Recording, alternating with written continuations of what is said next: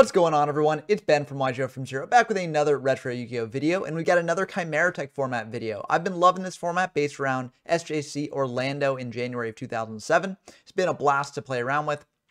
And it's just so nice having Stein gone. You know, it uses the September 2006 ban list, but it also has the emergency ban of Cyber-Stein in December, and it opens up the possibilities for a lot of new decks to really rise up. One of those decks is Gadgets. Now, Gadgets also was not in previous formats because the cards had not been released yet. They came out in Structure Deck 10, and, you know, they're a lot of fun.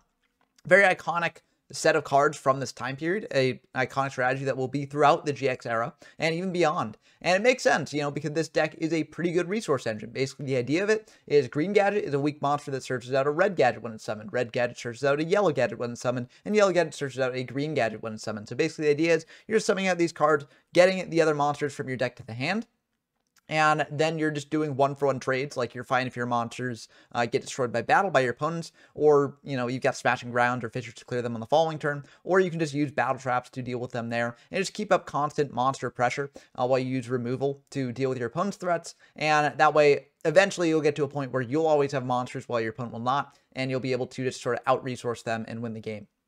So, I like this deck a lot. I like the strategy a lot. And I figured for my first foray into the deck, I figured I'd use one of the topping lists from SJC Orlando. And this list was made by Chris Evans, Captain America himself. Although probably not that Chris Evans, but, you know, it is a Chris Evans. And this was a pretty good build, I thought. So I figured I'd take it for a spin. Now, there are some things that I do think I probably would change in the future.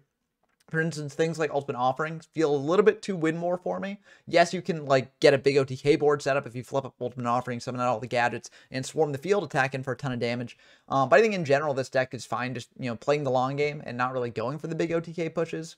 I am fine with limiter removal, though, because I do think that this is good to just sort of, like, get over your opponent's threats, so it can be sort of removal in a way. So I do like this, but Ultimate Offering might be a bit too much for me here. But I think most of the other things here, I do agree with. Maybe not 45 cards. I do get playing more than 40, though, because you want to have, you know, your gadgets in deck so you can search them out. So I'm fine with that element of the deck. But I do think there are some things that could be changed here in the future. But we can get into sort of my bigger gripes with the deck as we go through the replays. So firstly, let's go through the card by card here. We've got 3 of each gadget. I think that makes a lot of sense. You know, this is your resource engine. You want to be playing as many as possible. We got Snipe Penders as well to take advantage of that resource engine. You know, if you're trying to remove your opponent's threats, you can pitch some gadgets from hand, and you generally will always be up on cards in hand there. We've got Magician of Faith to get back our powerful spells. This is one of the cards that I think maybe could be cut in the future, just because, like, I feel like most turns you want to use your normal summon on a gadget, and, like, while it is good to get back, like, Graceful Charity or things like that, I'm not really sure how well it fits in the deck, but getting back something like Graceful Charity is very good. So, you know, I do get why it's here. We've got an Exiled Force as well to deal with our opponent's monsters. We've got double Cyber Phoenix to protect our gadgets and get that draw in, which is very nice. We got triple Cyber Dragon, just an aggressive push. This is also, you know, one of the reasons why you're okay having your gadgets attacked over in battle, because if you've got this in hand, you're supposed to summon that out and attack over your opponent's monsters. And we also are playing an Overload Fusion in case we do want to go into Chimeratech Overdragon after we've gone through a lot of the gadgets and we've got a Cyber Dragon rotation. Then we can go for, you know, Overload Fusion for Overdragon, just win the game on the spot there. We got a Chiron the Mage to deal with back row. We are playing a lot of spells, so I think that does make some sense. An 1800 attack is not that bad. I'm not sure if I'd include this in future versions. I found myself sliding out of this a lot of the time without really, you know, worrying about it. And, yeah, I'm not sure if I'd necessarily keep this around, but it can be good for more back row heavy decks, which is nice. And we've got a Breaker as well, just a big beater that also deals with your opponent's back row very nicely. For the spell lineup, we got a Coffee here, we got a Graceful, we got a Heavy, you know, the power players in the format. But we also got double Econ to either take control of our opponent's monsters or switch to the defense to potentially hit over with a gadget. We got a Fisher as well as 3 Smashing Ground to deal with our opponent's threats that way. We have Last Will to go into another gadget if we want to, or go into something like Snipe Hunter or Exiled Force. That can be very nice. We've got a limiter removal here to buff up our gadgets that I mentioned. We got an MST to deal with our back row. We've got a Nobleman of Crossout to deal with their set monsters. I'm not really sure how necessary this is because a lot of the times against gadgets, decks are not going to be setting. But, you know, if you're worried about flip focus decks in the format, you can potentially include this in the main in the future. We got an Overload Fusion here to go into Overdragon, as I mentioned. We got Double Rush Recklessly to buff up our gadgets. This can also, funnily enough, be a way to protect against an OTK, because sometimes the difference between you and an OTK is 700 life points. So, you know, if they activate Trunate or something, you can chain it, you know, target one monster that you have on field, potentially survive a little bit there. We've got double bottomless to deal with our opponent's big monsters. We've got a mirror force to deal with their attacks, as well as 3 Cyber-Stein armor to deal with the attacks as well. We've got a reinstruction to deal with their monsters more proactively and deal some burn. We got a TT because we don't really care about losing our gadgets because they just replace themselves. And we've got the ultimate offering, as I mentioned before. For the side deck, we've got a hodgepodge of things. We got another Chiron for more back row focused decks, along with double Mobius for the same reason. We got double Wombat for burn decks. We've got a Brain Con to take control of our opponent's stuff. We've got a Future Fusion in case we want to lean more into the Overload Fusion play, and we do have another Overload Fusion there to pair with it. We got a Lightning Vortex to deal with big boards. We've got double System Down for the Chimeratech OTK deck. This is another card that I probably would replace. I feel like against Chimeratech OTK, it is just better to have things like Threatening Roar, because a lot of the times, you know, they're not going to have a big graveyard filled with machine monsters, right? They're going to be setting up for a play where they go Future Fusion, send a bunch of machine monsters, and then, you know, banish them all off Overload Fusion. Can be good at spot removal if they're playing a lot of machines. Like, this basically does remove from play the monster on their side of the field, so you can get in for some damage. But I'm not really sure that's worth it. And I think, you know, in the side, you're having this 4 Chimeratech OTK strategies. I think Threatening Roar is generally better because you can out-resource them in other ways. We've got double Oppression here. I'm not really sure what deck this is for, because, like, Monarchs doesn't care about it because Frog can just keep coming back, I think. I guess maybe if your opponent activates, like, Future Fusion, but you have to have this already face up in order to stop the Future Fusion. I guess if they activate Future Fusion, you activate this. That way they can't go for Overload Fusion on the following turn, so that's kind of nice. So that's actually a decent tech there, but it is sort of checked by Heavy Storm, Trunade, things like that. We've also got double Dust Shoot here for if we're going first. And for the Fusion deck, none of this really matters except for the triple Chimeratech Overdragon, which we could reasonably go into. But the other stuff here is just to fill it out and sort of hide what we're playing initially. That's going to do it for the deck breakdown. Let's dive into some games and see how this deck actually plays. Okay, we got some fun games for y'all. First up, against Model, who shares our Discord avatar here. Or not Discord avatar, but, you know, the DB avatar. Discord DB, same thing. We are going second Enforcing, which is rough because we do have this Confiscation here, so we could have ripped a card out of our opponent's hand, but unfortunately, we could not do that, and they will be able to activate this Graceful Pitch 2, and then go for a Confy of their own, and that is kind of rough for us. Confy is very, very powerful, and I mean, our hand's still okay. You know, it's kind of resilient against Confy because they didn't take the Gadget, they took the Confy, which makes sense because they don't want to get hand ripped themselves. But it's awkward because they know the traps that we have in hand already. So there's going to summon on a rat, set 1, pass back to us. We draw a Chiron. I don't really feel the need to go into that because we don't want to attack over that rat. We want to bait it into attacking into our Sakuretsu or potentially use Ring of Destruction on it. We're going to go for the yellow gadget, search out the green gadget, get that advantage engine going, and then just set the ring and the Saku, pass back to them. Because, you know, we have one unknown card in hand. They don't necessarily know with certainty the contents of our back row, which is kind of nice. So it's one of the reasons why I'm okay setting 2 here. They go for Gigantes and a DD Warrior Lady there. Attack into the gadget with the rat. I go for Saku here. They attack in with the Warrior Lady. I am okay with that because we can clear the Warrior Lady with our Chiron next turn if we want to. And then they're going to attack him with Gigantes, and I'm going to go for the ring on this. I could have reversed my ring. I could have done it on the rat instead. But, you know, there wasn't necessarily a guarantee that they would attack in with Gigantes until the Saku was used up. So I just wanted to get the guaranteed removal of the Saku there and also use up these back rows as quickly as possible because these are the back row that they know about. So I popped the Gigantes here. I don't think the 500 life points will make too much of a difference as well. So another reason why I think it's fine. And we draw an Exiled Force. We could use that to clear the Warrior Lady. But I mean, maybe I shouldn't be playing into Battle Traps, but I figured this is like an Earth Aggro deck, and Earth Aggro generally doesn't play too many Battle Traps because it's trying to be on the aggressive, not necessarily on the defensive. So I feel like this should be safe. If it's not, you know, they attack him with Warrior Lady next turn, and that's kind of rough. We sort of lost a turn there, but it looks like it is indeed safe, so we'll attack over the Warrior Lady. They're just going to set 1, set another, pass back to us. And another reason why I saved the Exile, because this can deal with sets. We summon that out, tribute, pop the Morphing Jar there, and then just pass back to them. We could set a Smashing Ground, but I don't really feel like it's worth saying this as a bluff to potentially eat like Breaker or an MST. So I'll just keep it in hand. They're just going to pass back to us. We draw an MST here, which is kind of nice as a bluff. We go for the green gadget now, adding that red gadget to hand, getting the advantage engine back online. We had to, you know, put it on hold for a couple turns as we sort of got our priorities sorted here. But now we can go for the gadget, and they've got Magic Cylinder. I mean, it is an aggro deck, and Magic Cylinder is burn damage, so that does make some sense there, but it is kind of rough for us because now we're down to 4,400. We're going to set this MST, pass back to them. They go for a Sidra here. They go for a Brain Con on our gadget there. They're going to tribute that off for another Sidra. This is really bad for us. We drop down to 4,200 life points, or no, we drop down by that amount. So now we're down to 200 life points. We're living on the edge, and gadgets, they are really good at getting advantage, but, if you look at their attack stats, it's all pretty dinky. So kind of rough. They go for a call here to try and finish off the game. We've got MST for that, so that at least there's that, but this isn't quite going to be good enough to probably win, but we will try our best. So I think the move we have to do here, got to go smashing, deal with that Sidra, set them off, pass back to them. If they don't draw a monster here, we should be fine. They don't draw a monster, so we are able to get back that smashing, grab that, and hope that we draw a removal, because we would like to ideally summon out a gadget and attack in, because, cylinders used up, so we don't have to worry about that. Dimension Wall is a thing that could potentially come up, so that's a bit awkward here. We're going to go for the smashing. We would like to summon out yellow gadget here to search out green, because, green is bigger attack.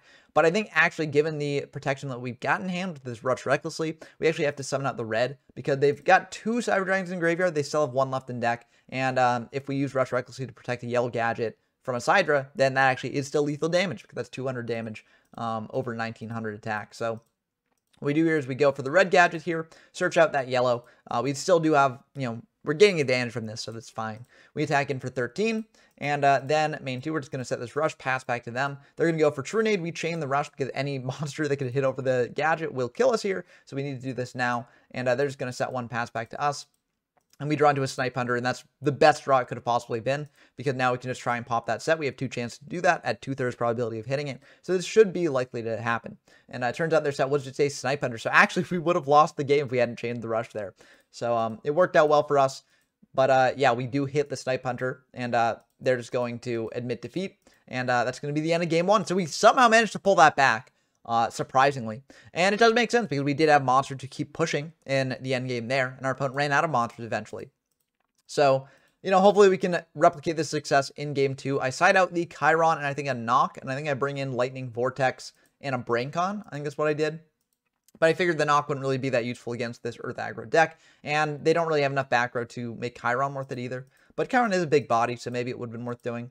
But no Dust Shoot or anything here, so we can just go for this Comfy, get a peek at their hands. They've got a Sangan, a Gigantes, a Braincon, and a Morphing Jar. So we just send the Sangan, because I don't want them to get another search here. I feel like we can play around the Morphing Jar and the Gigantes a little bit. For instance, if they set the Morphing Jar, we can just set our entire hand, because, we got 5 spell and trap cards here. So I think it's fine to do that. We just, take the Sangan away. Set a Saku, set a Bottomless, pass back to them.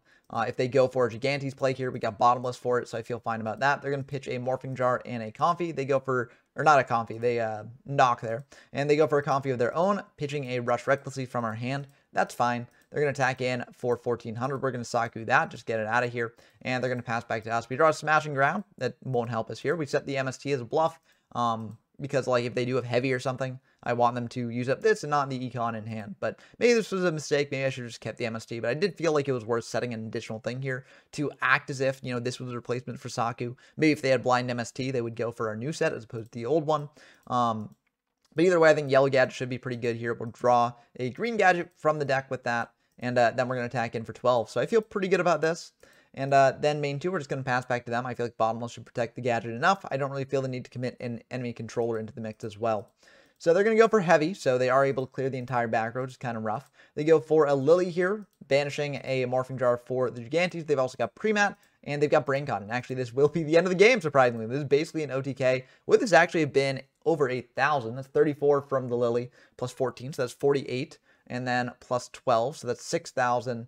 So not quite 8,000. So this is 7,900. So if we were actually at 8,000, we would have potentially survived here, but we would have been in a really bad spot, so we probably wouldn't have been able to win this game overall. But either way, this is lethal currently, so that will be the end of the game. So getting to see a bit of an OTK from the Earth aggro deck, and it does show how scary that deck can be.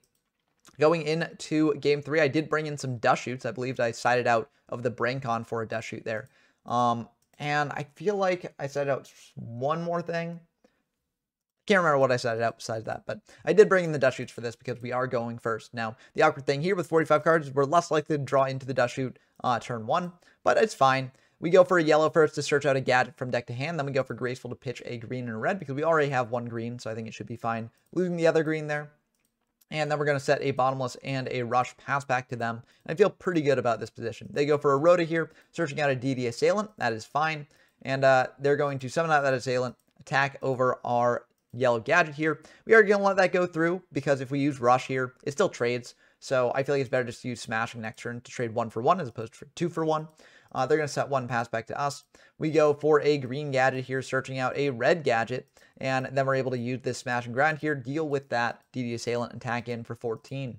And, I could have gone breaker here instead. That would have also been fine. But I feel like getting the advantage is more worth it with the green gadget there. Opponent's going to bring out a rat. This is the risk of going into green gadget, that they can crash into it and bring another earth monster from deck. So we are just going to use rush recklessly here to keep our green gadget alive at least.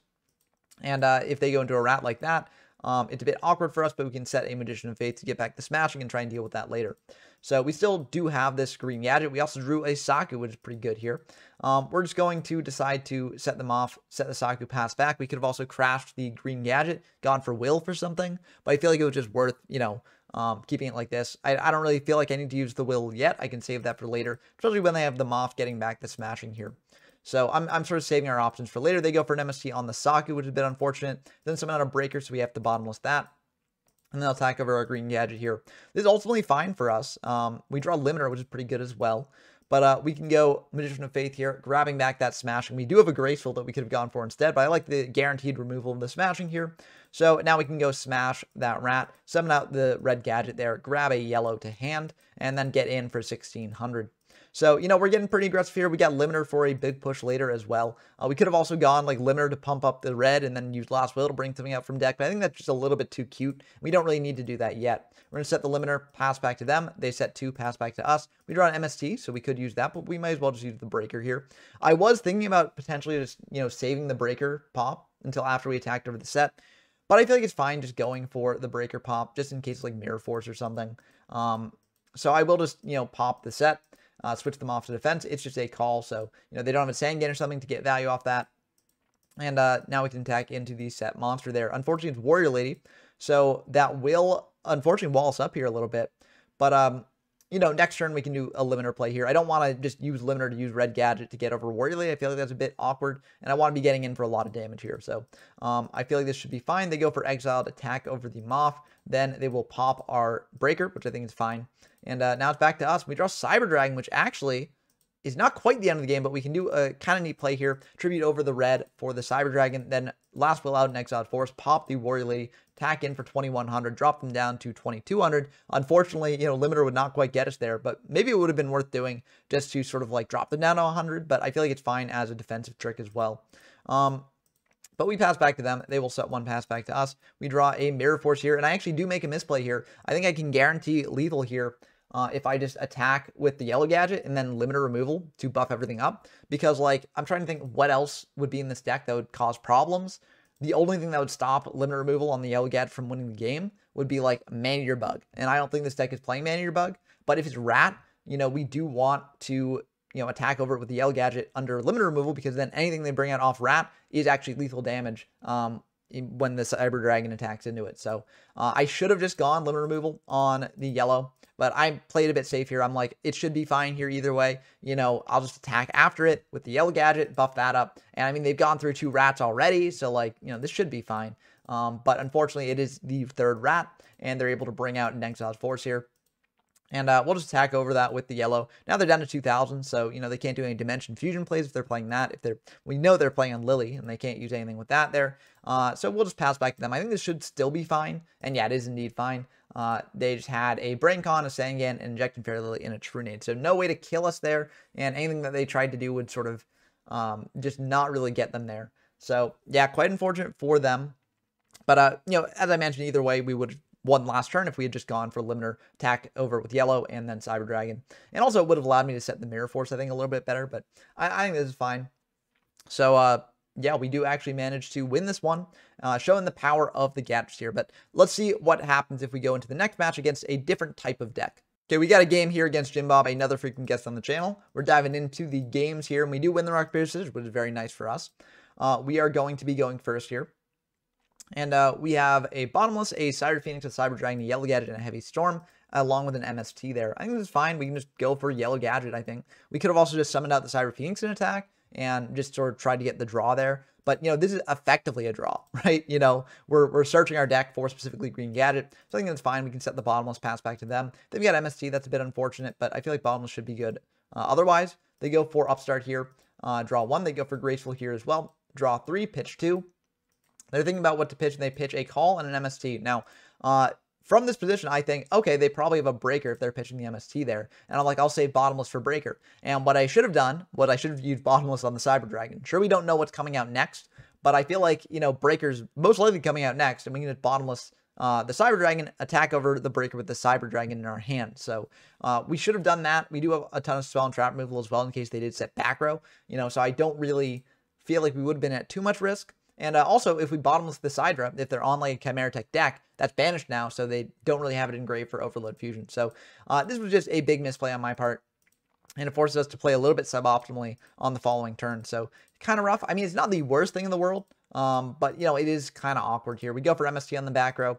We special summon out a Sidra here, summon out a green gadget to, again, get more advantage there with the red. And now we can crash our Cyber Dragons together and attack in directly with the green. But if we had bottomless the Sidra instead of the breaker, then we would have been able to have a Cyber Dragon and a green gadget on our field, which is a lot more aggressive pressure. We set the Heavy Storm as a bluff here, hoping that they'll set into this now that MST is gone. But, you know, they just set 1 pass back to us, so not really full value there. We summon out a red, just get another search here, drawing that yellow to hand. And then we're going to attack into the set with the green. I could have also potentially attacked in with the red. I don't really think there's too much difference. I've got 8,100 life points. I don't really care about taking 100 extra damage. But, you know, you never know what's going to happen. So I attack into that with the green, then attack him with the red, and we're just going to pass back to them. So we're getting in that incremental chip damage. They do get a draw off to Koichi, which is a bit awkward for us. Then they're going to set 1 pass back to us. We draw another green. We're just going to go for a yellow here, I believe. Yeah, I think yellow is the right choice here. Yep, we go for yellow. Search out another green. And, you know, you do have to occasionally deviate from the whole green, red, yellow order as you go through the game, because you will inevitably draw other gadgets. So you have to, you know, change like the order that you go for to maximize the chances of having the most advantage off these cards. But this game, it's a lot simpler. You'll see more complicated versions of that later on in these matches. But we attack into it with the green. It's a Cyber Phoenix. We will fisher that away. Switch the red to defense, pass back to them. And they have a Future Fusion. That is very scary here. Because if they do have an Overload Fusion, I think we do lose the game, most likely. Unless they're not playing too many machines. But they just send, you know, not too many machines. So maybe they're keeping some in deck for later. Or there's not playing many and in total. We draw Ultimate Offering here. We go for a heavy just to clear that back row away. And then we math it out. And it actually is lethal damage exactly to summon up the green here. And attack in this way. But I think what I should have done, actually, because I was doing the math because I was like, oh, okay, this reveals less information. You know, they won't know we're on Chiron. But I think it's honestly good just to side out Chiron. Like, I don't like Chiron in the deck. And especially against this deck, like, it can get over Cyber Phoenix, which is nice. That's something. But, like, you don't really care about the sort of Chimeratech over TK's back row as much. So I don't really think Chimeratech really requires you to play Chiron. So I sided that out for a System Down. I felt like System Down was a little bit better. And I kept in the knock because knock is good against Cyber Phoenix, good against Koichi, etc. So, anyways, we're going to go into game 2 here. We are going second because we won game 1. And our opponent's going to go for an upstart. So we gain another 1,000 here. They draw a card. And then they're going to go for a Comfy, ripping a card out of our hand. So we do lose the Graceful. I would have liked that Graceful. Graceful's so good in this format, but it does happen that way sometimes. They're going to set 2 pass back to us. We draw a Comfy of our own, which is pretty nice. We're going to Cyber Dragon out the Cyber Dragon. We summon out a Breaker as well. And we're going to just pop that back row just in case of something. Maybe we shouldn't have done this because they knew we had Breakers, so I could have just saved it. But I don't think it would have mattered ultimately here anyways. Maybe it would have. Yeah, I don't know. I was thinking, like, if they did do the double bluff where they're like, okay, well, you know, they know that I know that we know about Breaker. And so, you know, I'm going to set a real back row here to bait them into attacking and losing out on the value there. But I think at some point, you know, the mind games only go so far. So I think I should have maybe just waited, but I think that's fine too. We attack into a token and the set, and then we go for a Comfy here to rip a card out of hand. So they've got a Breaker, a Cyber Phoenix, a Sakuretsu, and a Heavy Storm. I think here I probably should have taken the Cyber Phoenix in hindsight.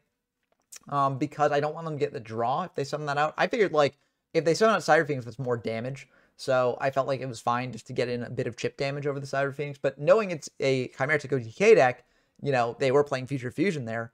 I do think it probably would have been better just to take the Phoenix, deprive them of getting deeper into their deck. But I take the Saku instead because, you know, our monsters right now don't replace themselves, and we don't have access to a gadget yet. So once I get access to the gadgets, I'm much more fine slamming into the 1-for-1 removal. But right now, you know, I'm not really comfortable doing that. So I leave them with a breaker, a phoenix, and a heavy storm. I also figured that this turn they might just go, breaker, pop, or back row, so that's why I set the bottomless here. But instead they go for a cyber phoenix here, and that's a bit awkward. Gets under bottomless, and we now do have a gadget, so it actually would have been fine leaving the Sakuretsu in hand. So maybe I should have left them with the Sakuretsu because we do have 9 gadgets, and we have like 38 cards in deck, or 39 cards in deck, I guess. So like that's about a 1/4 chance, 1/4 to 1/5 chance. So it wouldn't have been that bad. But yeah, either way, I did what I did, and I think it's fine. They go for a heavy, dealing with the bottomless there. Then they bring out the breaker, attack over the green gadget here. So that's 500 damage from that. And then they'll set 1 pass back to us. We draw a last will here, which is pretty good. We're going to go for a red gadget here, search out a yellow gadget, and then we're going to get cracking in to this board they've got there. We're going to attack into the breaker, but they've got a ring to deal with our Sidra. That's a bit unfortunate here. We both take 2,100, but they're down to 4,000 now, so that's nice. We attack over the token with the red, and then main 2, we go for a last will here to bring out an exiled to pop that breaker to keep our TT online. Because, our deck really likes TT. We keep getting monsters to replace themselves. So if we can get a valuable TT here, then we feel happy about that. They also have Sidra. We could do TT there. I don't really feel like I want to because, I feel like they might have a normal summon after that. So I'll save the TT a bit. They're going to set 1 pass back to us. And the fact that they set that means that it probably is a flip monster. And I don't want that to go off. So what I'm going to do is I'm going to go for yellow gadget here, TT the board, and it's a UFO turtle. So that's just as good as a flip monster, honestly, in a lot of ways. But yeah, I'll TT the board there. We get a green in the hand. And now they're just going to check their graveyard. And we see that they do have a Sidra. So if they do go for a Chimeratech here, that would be a bit bad for us. But they don't have enough to cause lethal damage through a Chimeratech. So we feel okay about this. They go for a pre-mat on the Sidra. Attack in for 21. Drop us down to 25 and then set 1 pass back to us. We draw a yellow, which is pretty good here. I just set the Magician of Fate, though, because what I want to do is I want to get back like a Graceful to draw deeper into the deck for a way to deal with the Sidra. So I just set this. If they do have another monster here, we're probably not dead overall because like they'll probably attack in with Sidra first. But if they attack him with the other monster, we're still only taking 21. So I feel fine about this. They're going to attack in with that Sidra. We get back the Graceful here. And they are just going to pass back to us. We feel fine with that. And we top deck heavy storm. So that is, that's what we wanted to dig into with Graceful. So this is very good for us. We go for a heavy here and pop the Sidra there. Now I go for a green, searching out a red. And I think now I should go for the Graceful, but I just attack him with green first. I think I should have gone for Graceful because, the only action I have left in the turn is attacking with green. But if I draw into like limit removal or pre-mat or something like that, then that's pretty good. Actually, I'm not sure if this deck is playing pre-mat, but if I draw into, just a way to get to OTK from this position, then that's pretty good for me. So I go for Graceful now, though, and we do draw Limiter, so I could have done that potentially, but I don't really think it's worth going for Limiter there. Instead, I just pitch a Snipe Hunter and a Yellow Gadget. They're down to very low resources here. I figure next turn I can just go red, and then Limiter removal over both these guys and get in for lethal damage there. So I just set the Saku, pass back to them. They are going to go for an Overload Fusion here. That's a bit scary. If they have a way to deal with the Saku, then I'm in bad shape here. They go into Chimeratech Overdragon, and that will be a 3,200 attack Chimeratech Overdragon. Yeah, it is a 3,200 attack Chimeratech Overdragon. So this wouldn't be quite lethal, but I think we still do want to Saku that. And then they're just going to set 1 pass back to us. We summon out the red gadget here. Could have been a TT in the macro, but I feel like it's more likely to be like something like a Saku or something. So, if it is TT, it is, and we just go for a lethal push next turn. They're out of gas now that their machines are banished from grave, so I feel perfectly fine about this. We should be in a good spot to win no matter what. We attack in with the red. They do have the Mirror Force here, so they are able to clear both those. But I think that's fine. We set the Smashing Ground as a bluff. If they have a way to deal with the Smashing Ground, then they don't have a way to deal with Yellow Gadget and Limit Removal. Breaker's in grave, so they can't do that. So the only way to deal with this is like MST or something. If they draw MST, we are fine with that. So they're going to draw, set 1, pass back to us. We draw a Snipe Hunter here. We could just go Snipe, pitch, pop the back row, but I think it's fine just going for yellow. Again, we are fine with 1-for-1 removal. If they have a Saku here for the yellow gadget, we're fine with that because we got green gadget next turn to attack in. So we are winning this resource war eventually, and this will be lethal if it goes through. They've got a call here to go for breaker, and that's fine. We'll just go Smashing Ground in main 2. Again, we want to save the limiter for a more lethal push. And so I'll just do breaker there, set the limiter, pass back to them. Again, if they've got MST, we do have a way to win the game with one of our monsters in hand, so I'm fine setting this. And if they try attacking into the yellow gadget, this is removal. That also then turns into lethal next turn with our monsters in hand. So they go for Graceful here. And yeah, that is a bit scary. They can get some good stuff here. If they set up the grave for another Chimeratech play, like let's say they've got another Overload and a Sidra, they pitch the Sidra and then they can go for something here. But again, we do have Limiter to protect the yellow, and they're just going to admit defeat actually because, yeah, just Limiter, Overload, and Dust. So, yeah, I mean, that's the risk of this sort of deck, that like late game, if you've gone for your Chimeratech play and that has not won you the game, then you're in a bit of trouble later on. But cool to show that we were able to outgrind this deck with the gadgets. Now, this wasn't the only game that I played with Jim Bob. We wanted to play another right after that, so let's dive into that one now. Okay, we got our next match against Jim Bob here. And they're still playing the same deck. We're still playing the same deck. We just went right into the replay here, or the rematch, that is. And, I should hide their hand. I forgot to do that. But so you get a little bit of a peek at what they're playing, or what they will be playing over the next couple turns. But they go for a Comfy here. And there's been a lot of opening Comfy in these games so far. But they go for the Fisher there, which is kind of an interesting pick. But I think it's fine overall. We draw into a yellow. We're just going to go green. We could have gone yellow to get a green because we do have 2 yellows in hand. But what I want to do is I want to get to red as soon as possible because red will soon be shut off if I draw the other yellow. So what I want to do is I want to get red. Next turn, summon out red, get that last yellow from deck, and then I can just focus on the yellows. So I go for green, add that red. And now I'm going to set 2 just in case Morphing Jar, because they did set 2 of their own. So I'm a bit afraid of Morphing Jar. Maybe I'm traumatized by Earth Aggro. But I think, honestly, I probably should have kept the Rush, just in case it was like Cyber Phoenix, which it is Cyber Phoenix. So I will take 2 here. And if you attack into a set Cyber Phoenix, your opponent won't get the draw in this format. That will change eventually, but right now, the original errata of this card said, it has to be attacked while face up to get the draw. They go for a Jar of Greed here, drawing 1, and then they set 1, set 2, set 3, pass back to us. We draw a Limiter here, so that can allow us to get over those Cyber Phoenixes. We add a yellow gadget to hand, and again, I'm traumatized by Morphing Jar, so I set 1, try and attack over that Cyber Phoenix here, and we will rush over that because this does deprive them of a draw, and because it was attacked while set, they will not get the draw. So they are going to just pass back to us. We draw a Mystical Space Typhoon here, which is pretty good. We go for a yellow gadget, searching out a green gadget here, and we will attack into their Cyber Phoenix, and we will just go limit removal here because I feel like we've got a lot of aggressive pressure on board. And they will get the draw here. I misremembered the ruling because it was like 1 a.m. my time when we played this game, so I was very tired. And I mixed up why, set Cyber Phoenixes don't get the draw. So that was my bad. I don't think that 1 card would have mattered overall, but maybe it might have. I don't know. Either way, that is my bad. And you always got to keep wary of different rulings in these formats and, know them inside out, even if it's late at night. So I apologize to my opponent for that. But either way, we're in a very good spot here at this point, even if they had the extra draw.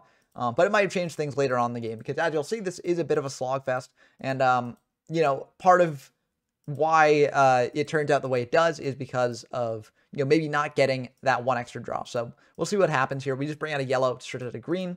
Again, we're just going for these yellows to get the additional greens to hand. And now we've gone through 3 greens, so now we can summon out a green to get a red to hand. And just trying to get that advantage and making sure that we're always getting that advantage when we can. They're going to go for Upstart, draw, set 1. We draw Overload, so if we draw into a Sidra, that's pretty good. We go for a green here, drawing into another red there.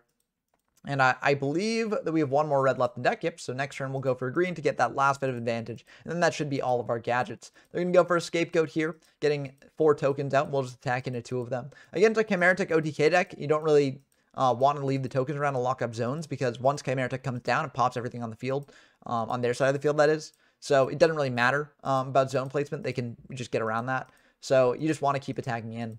I go for a green here to search out that last red. Again, that last bit of advantage. But also, if it's like Mirror Forge or something or TT, I don't want to play Cyber Phoenix into it. So I just bring out that. And now we just get in to those tokens, their attack in. They've got a Mirror Force for that. So they'll pop all of our gadgets there. And then we'll just pass back to them. But we've got plenty of monsters in hand, so I feel perfectly fine about that. They will just pass back to us. I feel good about that. We draw Snipe Hunter. I don't really think we need to go for Snipe Hunter yet, but we'll just bring out a Cyber Phoenix here, attack into one of the tokens, pass back to them. We don't have any gadgets left in deck, so we don't really need to go for these gadgets yet. They're going to set 1, pass back to us. We draw a Saku here, and we're just going to go for Snipe Hunter because Snipe Hunter, it deals with the sets. So we're going to call Prio here, target that set. Hopefully we roll a good one, but if we don't, we do have other gadgets to pitch here. But we will indeed pop that. We attack into the token with the Cyber Phoenix. And I could potentially hold the Snipe Hunter attack here because it's not protected by Cyber Phoenix. And it is good in case they've got other sets here. But I think the only monster that, keeping around the Snipe Hunter hurts is Decoiches. And they do still have 2 Decoiches left in deck. So it is possible that they will go into that. But like if they've got like UFO Turtle, they can just attack into Cyber Phoenix, I think. I mean, then we got Saku for that. But yeah, I feel like they'll get aggressive if they've got like a turtle. Really, Dekoichi is the only thing that would really punish us if they drew it after this. So I just attack in. They do have the Saku for the Snipe Hunter. And it's a bit awkward because they also set another monster here. We go for a red gadget. No gadgets to get. We attack into a Dekoichi there. So, you know, if we did get punished for our greedy play. They go for a call, going for a Cyber Phoenix here, but we do have the MST to pop that. It is a bit risky because, you know, you might want to save MST for an future fusion or something, but they do have a fair amount of machines engraved. So, like, if they are going to go for a Chimeratech Overdragon play, you know, we are already kind of in a bad spot. So, I feel like it's fine just going for MST, preventing them from getting another draw on the Phoenix there. We set a Mirror Force as well. We do have a Saku here, but if they've got like a blind MST on our back row, we don't necessarily want to set this later. So I feel like it's fine just setting that. They are going to think about this and summon out a Breaker here. Breaker is a bit awkward, but they do have the TT there, so we are perfectly happy with that trade. We will lose the Cyber Phoenix, but, you know, I'm okay with that.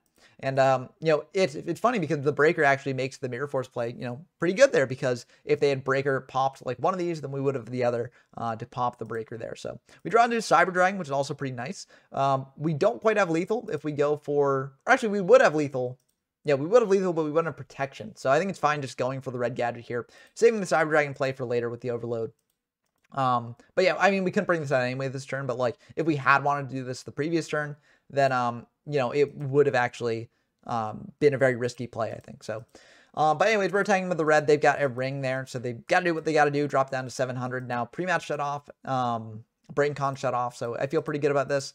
And we draw Smashing Ground here, and they're going to think about this in standby phase. They're going to go for MST on our Mirror Force there. That's very interesting, but I get why they did that, in case we got like knock or something, I guess. But either way, we're just going to go for Cider here. We don't really need to go for Overload Fusion right now because, you know, we're not winning the game with it, because Chimeratech can only attack monsters. But I guess, you know, UFO Turtle, we actually would have potentially been able to win, or at least prevented them from deck thinning by 1. But, you know, they will be able to keep that UFO Turtle there. We Smashing Ground it just in case they've got like a Jinzo or something. You know, Jinzo into like Future Fusion into whatever. So I feel like it's better just to Smashing that. They go for Overload Fusion here, or they don't, because they don't have a Cyber Dragon. So yeah, and this is what I meant, where like it does kind of come down to another draw, because like if they had drawn into Cyber Dragon at some point, then they would have been able to potentially win the game, especially with that giant Trunade there. But I guess 1, 2, 3, 4, 5, 6 machines. That's 4,800, so not quite lethal, even with the Overload plus Trunade. We have an Overload of our own with more machines here, so we would be able to get over their Chimeratech. So I don't think it would be the end of the world for us. I think we'd still win ultimately, but it is kind of rough that they did not go into a Cider there. But anyway, that's going to be game 1. So again, we ground out the Chimeratech OTK strategy a bit, which is very good, because Chimeratech OTK is a deck that you will have to keep in mind for this format. You know, it's something that people are experimenting with. I think that it can be very good, but, you know, if you brick on it, or yeah, basically if you brick on it, you know, it can be very bad. So that is something to keep in mind. And I think this OTK is a lot more fair than something like Stein OTK, right? Like, you know, we're seeing over the course of these 2 matches that we've been able to win pretty handily, I think, with gadgets. And so, you know, this deck can out-control an aggro deck as well. But we're going to go for red here, searching out a green. Or no, searching out a yellow, that is. Because we've only got 1 green left in deck, so we want to go for yellow to search out that green as quickly as possible. Then we're going to set a Saku and a System Down, attack into that set there. They do get a draw, and then we're just going to pass back to them. They MST the System Down. That's fine. Like, I'm not going to System Down a Dekoichi. This is perfectly fine for us.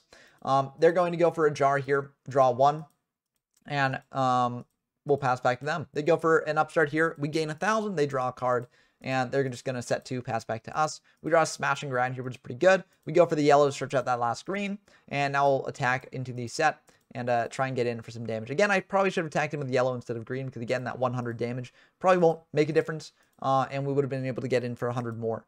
I guess that's kind of hypocritical of me, because I'm saying the 100 damage wouldn't make a difference for us, but it might for them. But you never know with a deck that's doing as much chip damage as this deck is. They go for a Trunade here. That makes me very scared, because this means that an OTK might be incoming. They're going to go for a Future Fusion here, revealing the Chimeratech Overdragon, and this probably is the end of the game here. They're going to send a bunch of machines from deck to grave, but that's 1, 2, 3, 4, 5, 6, 7, 8, 9, 10.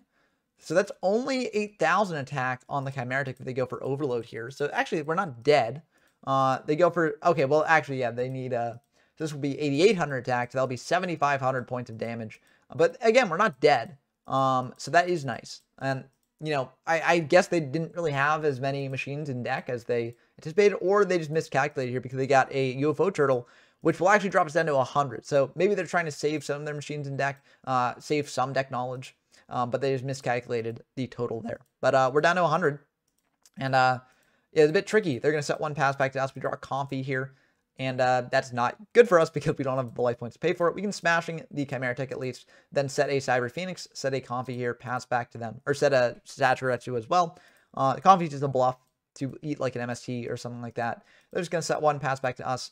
We draw into an enemy controller, which is pretty good. We're going to do green, search out the red there. And now we're just going to set the econ, pass back to them. We're trying to bait the UFO turtle to attack into the green. If they do have like a Cyber Phoenix, that's rough for us. Oh no, they've gone through 3 Cyber Phoenixes, so they can't have one. So I feel pretty good about this overall. They do have Breaker though. That's a bit scary. We got to just let that go through because we don't want to chain econ now. I guess we could chain econ to take, but we don't really have a way to capitalize on it like next turn. So they're just going to pop the Saku, which is really rough for us. We would have liked to use that Saku, but unfortunately we can't. We go for econ here to switch that Breaker to defense. They pass back to us. We draw Bottomless, which is pretty good. And I feel like now we can go for this green here and we can attack into the Breaker because, you know, even if they've got like Sakuretsu armor, if they've got 2 Sakuretsu armors, then we are fine because we lose both these. They can't get over Cyber Phoenix. That's okay. If they've got 1, we still hit over the Breaker with 1 of these. And if they crash in with the UFO turtle, I'm fine with that because it doesn't deal damage, you know, when we got a green gadget gone. And we do have this Bottomless to deal with another big monster that they could bring out after we deal with the Breaker. However, they have Threatening Roar in their deck. I was not expecting this. I feel like against gadgets, that's a bit of an interesting choice. Maybe it's one that people will do in the future. I guess it can be good. But like I feel like against this sort of control deck, like Threatening Roar is not something that you normally expect. So I was not expecting this. And yeah, this is bad for us because now they can just attack in over the green for 200 with the Breaker. And they've got a True Nade here anyways. So that will just be the end of the game. So yeah, very, very tricky stuff there for us. And did not work out well there. But still very, very cool games. And, you know, it does show that if they do draw the combo, you can definitely suffer, especially because gadgets often does have a lot of weak monsters in attack mode. And for a Chimeratech OTK deck, you know, that can make the difference. This hand's a pretty good one, though. We do bring in the Dust Shoots because we are going first. And I feel like against this deck is pretty good. We go for red gadget here, searching out a yellow. And now we'll set just all 3 of our spells and traps because we want to use the Dust Shoot. And I feel like either of these are fine to have on field. We go for Dust Shoot, see what they're working with. And we see they've got Future Fusion, Overload, Fusion, and Giant True Nade in hand. Wowza. that is wild. I ultimately send back the Faith because I'm like, this doesn't really matter here. And might as well not give them another Sheen in deck for future. But I think what I actually should have done here instead is sent the UFO turtle. I wasn't thinking of it because I was just like, well, they win the game from this position. But given that in previous games in this match, they didn't really send a ton of machines. They might just not be playing many machines at all. And UFO turtle being back in deck is only 800 damage as opposed to 1,400 points of damage, which it would be on field. Now, the awkward thing is that, like, let's say they go for True Nade to do the play. We chain Rush, buff this up to 2,000. And let's say they don't have enough machines to go for the Future Fusion play. They don't have to go for this yet. They can just go for set Magician of Faith and, you know, pass. And then next turn, we attack the Magician of Faith. Maybe deal a little bit of damage as well. But then they've got the True Nade to, you know, send everything back on the following turn. We do have Snipe Hunter. So what we probably would have done is, like, Snipe Hunter tried to pop the Faith to deal with that. And then we use a lot of resources here.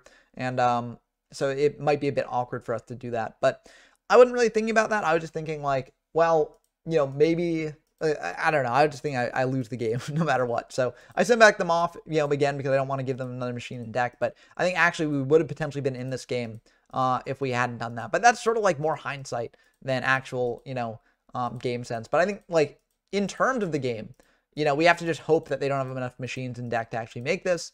And that's what we should have done. We should have hoped that way and also sent the UFO turtle back into deck for that reason, because they do have 11 machines here.